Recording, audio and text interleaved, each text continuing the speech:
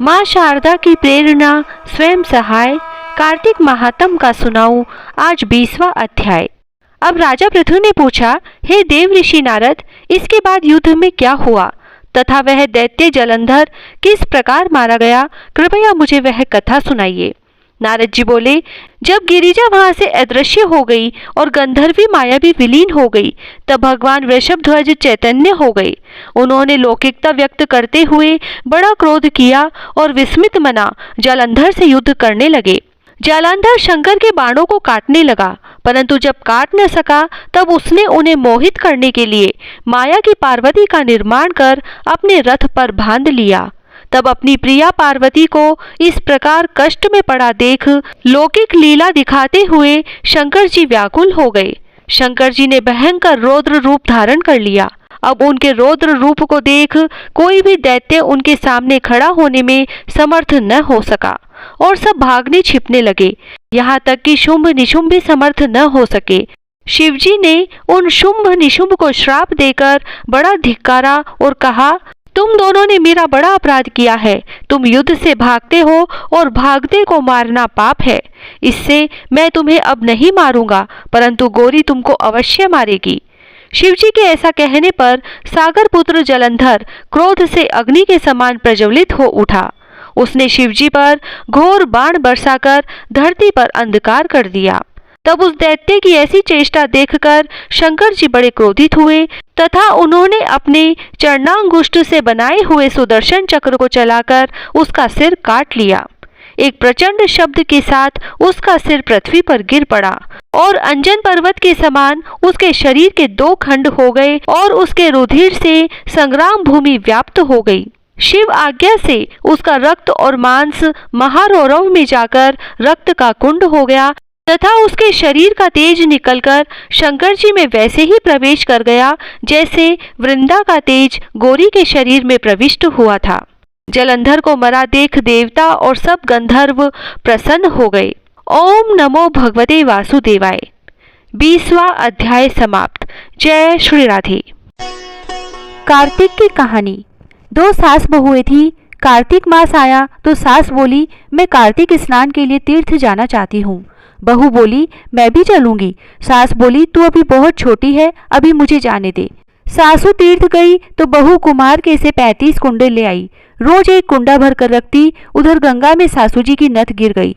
बहू कुंडे में नहाती हुई बोली, सासू नहावे उंडे, मैं नहाऊं कुंडे। इतने में गंगा की धारा कुंडे में आ गई। साथ में सासू जी की नथ भी आ गई। बहू ने नथ पहचान ली और अपनी नाक में पहन ली। महीना पूरा हुआ, सासू जी आई, बहू सामे लेने लगी तो सास नथ देखकर बोली कि तू यह कहाँ से लाई? तो बहू बोली, यह तो मेरे कुंडे में गंगा की धारा के साथ आ गई। पर सास ने कुछ ध्यान नहीं दिया। फिर सास बोली कि मुझे ब्राह्मण भोज करना है। तो बहू बोली कि सासू जी 2 ब्राह्मण मेरे भी जिमा दो, मैंने भी कार्तिक स्नान किया है। तब सास ने कहा कि तूने कहाँ कार्तिक स्नान किया? तो बहू बोली, ऊपर चलो मैं आपको बताती हूँ। ऊपर गए तो देखा सारे कुंडे सोने के हो गए। बहू बोली, मैं रोज कुंडा भरकर रखती और सुबह जल्दी उठकर नहाती और उल्टा करके रख देती। तब सासू जी बोली कि बहू तू तो बहुत भाग्यवान है जो साक्षात गंगा जी तेरे पास आई। तूने श्रद्धा और विश्वास से कार्तिक स्नान किया तो भगवान ने तुझे फल दिया। दोनों सास बहू ने धूमधाम से ब्राह्मण जिमाकर दक्षिणा देकर विदा किया। हे गंगा मैया, जैसे बहू पर कृपा की, उसको कार्तिक स्नान कराया, वैसे हम सबको कराना। तुलसा जी की कहानी। कार्तिक के महीने में सब कोई तुलसा माता को सींचने जाती। सब कोई तो सींच के आ जाती, पर एक बुढ़िया माई आती और तुलसा माता से रोजाना कहती, तुलसा माता सत की दाता, मैं बिड़ला सींचू तेरा, तू कर निस्तारा मेरा।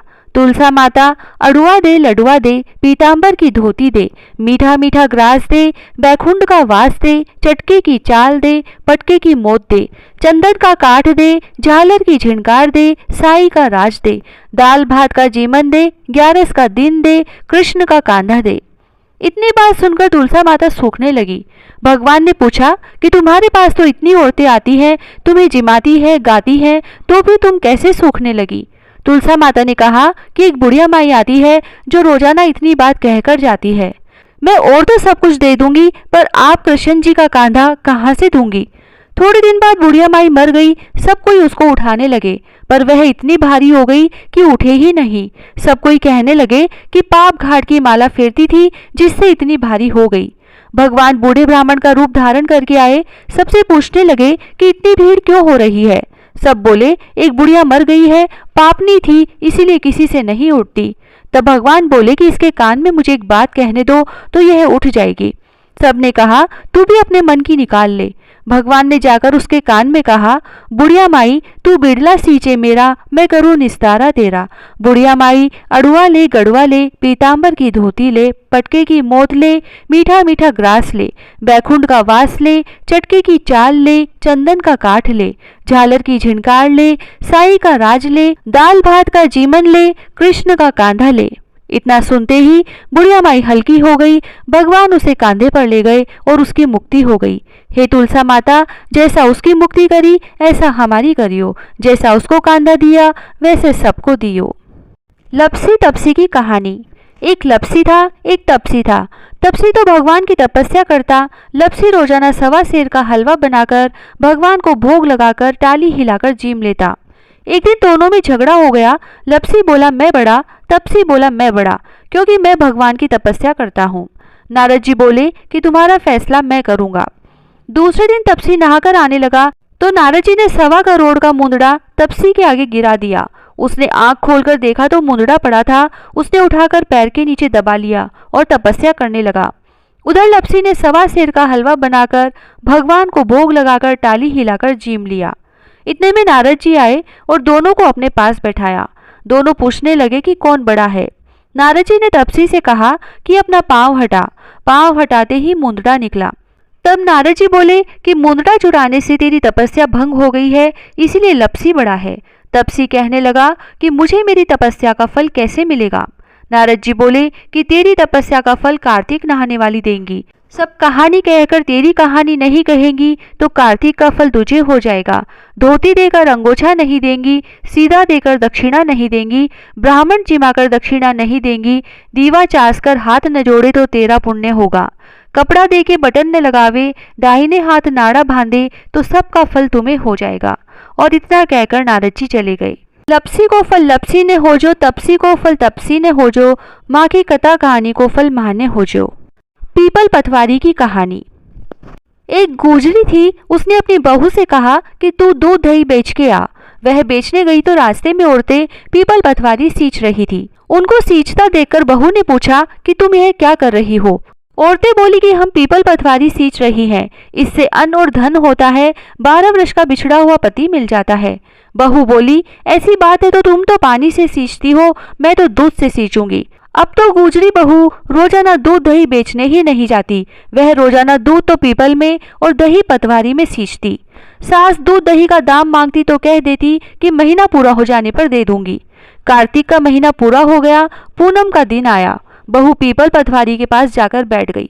पटवारी ने पूछा कि तू मेरे पास क्यों बैठ गई। तब बहू बोली कि सासू दूध दही का दाम मांगेगी। पीपल पटवारी बोली कि मेरे पास क्या दाम रखा है, ये भरा डिंडा पान पतुरा है, इसको ले जा। बहू ने वही ले जाकर कोठरी में रख दिया और डर के मारे कपड़ा ओढ़कर सो गई। सासू बोली कि बहू पैसे ला। बहू बोली कि कोठरी में रखा है। सासू ने कोठरी खोल के देखी तो हीरा मोती जगमगा रहे हैं। सासू बोली कि बहू इतना धन कहाँ से लाई। बहू ने आकर देखा तो सच्ची में ही धन भरा हुआ है। बहू ने सासू को सारी बात बता दी। सास ने कहा कि अब की कार्तिक में मैं भी पटवारी सींचूंगी। कार्तिक आया, सास दूध दही तो बेचकर आ जाती और हांडी धोकर पीपल पटवारी में चढ़ा देती। आकर बहू से कहती कि मेरे से दाम मांग। तब बहू कहती, सासू जी कोई बहू भी दाम मांगती है क्या। पर सासू कहती कि तू मांग। बहू बोली कि सासू जी पैसे लाओ, तो वह पीपल पटवारी के पास जाकर बैठ गई। पीपल पटवारी ने सासू को भी पान पतूरा भरा डिंडा दे दिया। उसने वही ले जाकर कोठरी में रख दिया। बहू ने खोलकर देखा तो उसमें कीड़े मकोड़े बिलबिला रहे हैं। बहू ने कहा, सासू जी यह क्या है। तब सास ने आकर देखा और बोलने लगी कि पीपल पटवारी तो बड़ी दोगली पटपीटन है, इसको तो धन दिया और मुझको कीड़ा मकोड़ा दिया। तब सब कोई बोलने लगे कि बहू तो सत की भूखी सींचे थी, तुम धन की भूखी सींची। हे पटवारी माता, जैसा बहू को दिया वैसा सबको देना, जैसा सास को दिया वैसा किसी को मत देना। विनायक जी की कहानी। एक बुढ़िया माई थी, वह मिट्टी के गणेश जी की पूजा करती थी। वह मिट्टी के गणेश जी रोज बनाती, रोज गल जाते। सामने एक सेठ का मकान बन रहा था तो वह वहां जाकर बोली कि पत्थर का गणेश बना दो। मिस्त्री बोले, जितने में हम तेरा पत्थर का गणेश गढ़ेंगे उतने में अपनी दीवार न चीनेंगे। बुढ़िया बोली कि राम करे तुम्हारी दीवार टेढ़ी हो जाए। अब उनकी दीवार टेढ़ी हो गई। वो बनावे और ढा देवे, बनावे और ढा देवे। इस तरह करते करते शाम हो गई। शाम को सेठ आया और उसने कहा, आज कुछ भी काम नहीं किया। तो मिस्त्री कहने लगे कि एक बुढ़िया आई थी, वो कह रही थी कि मेरा पत्थर का गणेश गढ़ दो। हमने नहीं गढ़ा तो उसने कहा कि तुम्हारी दीवार टेढ़ी हो जाए। जब से दीवार सीधी ही नहीं बन रही। सेठ ने बुढ़िया को बुलवाया और कहा कि हम तुझे सोने का गणेश मढ़ देंगे, हमारी दीवार सीधी कर दो। सेठ ने बुढ़िया को सोने का गणेश मंडवा दिया और सेठ जी की दीवार सीधी हो गई। हे विनायक जी महाराज, जैसे सेठ की दीवार सीधी करी वैसे सबकी करना। कहता न सुनता न हुकारा भरता ने सारे परिवार की रक्षा करना। हे कार्तिक महाराज, सबकी मनोकामनाएं पूरी करना, सबकी रक्षा करना। जय श्री राधे। तुलसी महारानी नमो नमो, हर की पटरानी नमो नमो। तुलसी महारानी नमो नमो, हर की पटरानी नमो नमो। धन तुलसी पूरण तप की नो, शालिग्राम बनी पटरानी नमो नमो। तुलसी महारानी नमो नमो। जाके पत्र मंजरी कोमल, श्रीपति कमल चरण लपटानी नमो नमो। तुलसी महारानी नमो नमो, हर की पटरानी नमो नमो। कौन से महीने बोई रानी तुलसा, कौन से महीने हुई हरियाली नमो नमो। तुलसी महारानी नमो नमो।